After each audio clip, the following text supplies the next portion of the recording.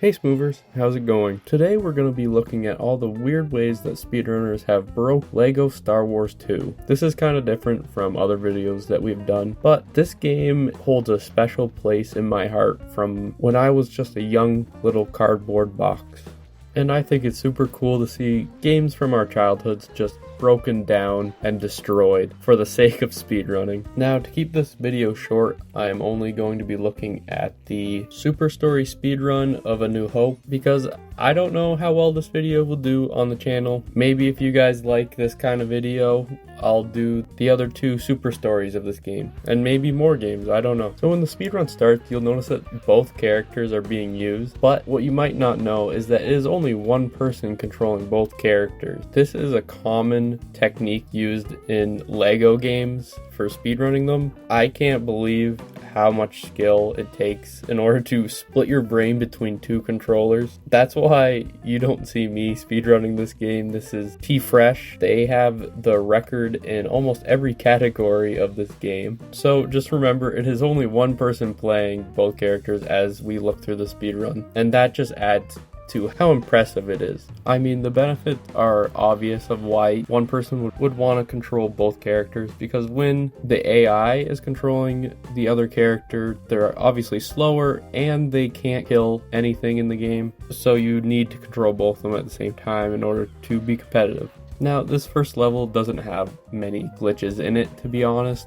For the most part, they just play the game really fast. The only glitch I saw them actually use is at this one point, they jump off the ledge before going through the door, and it looks like this makes the one character invincible, which is kind of cool. I feel like some of you might have done this just by accident. Another technique used in a lot of the speedrun is dropping out while one character is going through an animation, such as R2-D2 using this switch, or sometimes it's a character pulling a lever, and that's it for the first level. On to the second one is when we actually start seeing some glitches being used and skips.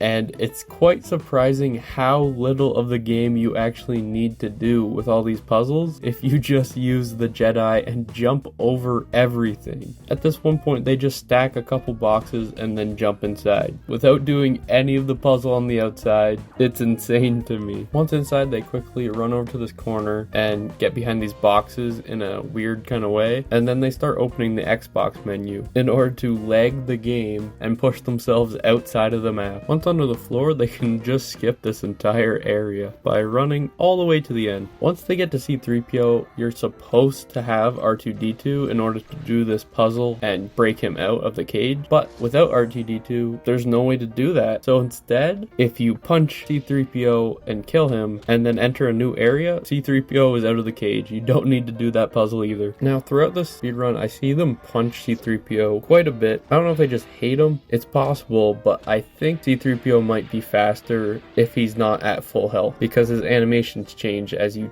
punch him and take his limbs off. It's also faster if you have someone who uses the Force. You can push droid to skip their super slow walking speed. After using C-3PO and leaving this area, you get R2-D2, so don't know how he got there, but you got him. And it's a good thing you have R2-D2, because this next part has a lot of switches you need to use in order to move on. Oh wait, never mind. We have a Jedi and we can just jump over everything once again. In this next area, instead of doing the puzzle in order to get everyone across this river, I think it's a river, you just put R2-D2 onto the land speeder, drive him across, and shove him through the door. Onto the next level, they use the land speeder again, but this time it's just to give Obi-Wan Kenobi the extra height to jump on this wall and then jump right over it. No need for puzzles. Puzzles are for peasants.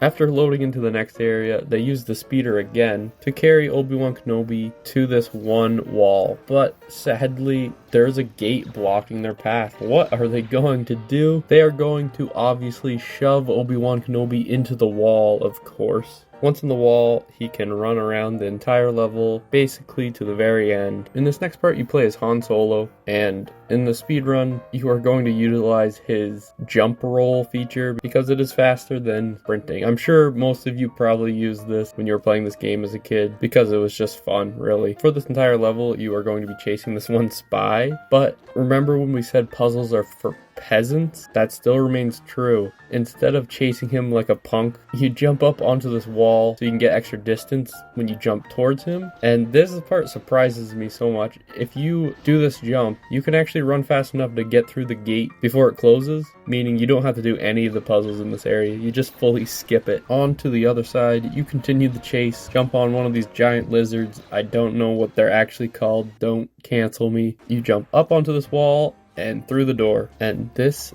is the end of the level where you're supposed to have a boss fight with the spy. Or instead, you could just push C-3PO to the door of the ship and then walk right in. How is this possible? How can you skip the boss fight of this, the end of the game? Why is it allowed for you to just leave? It's crazy to me. On to the next level. There's a lot of stuff to do with having the stormtrooper's helmet on to get through doors, but instead we're just gonna go under it because, you know, why not? I don't really know why you can jump off this ledge and then back through, but you know, you can do it, and now you're under the map. And then the rest of the level, you're pretty much just using Han Solo's double jump feature to quickly run through the level. And you used Luke to protect Han Solo so he doesn't lose his helmet, because that'd be a lot of time lost, I would assume. Moving on to the next level, we have to go through and do this really complex puzzle that takes a lot of time. Just kidding, just kidding. We actually just push one character through the wall so they can get under the map and go to the next room. In this part, you can actually see how they make the really cool reflections in the game, because you glitch it out once you go under the floor. You can see the reflection running on the roof right there. And then the rest of the level is pretty much like it was before. Run through it, and you have to protect Han Solo so he doesn't lose his helmet. And it actually seems like you need to do the puzzle in the final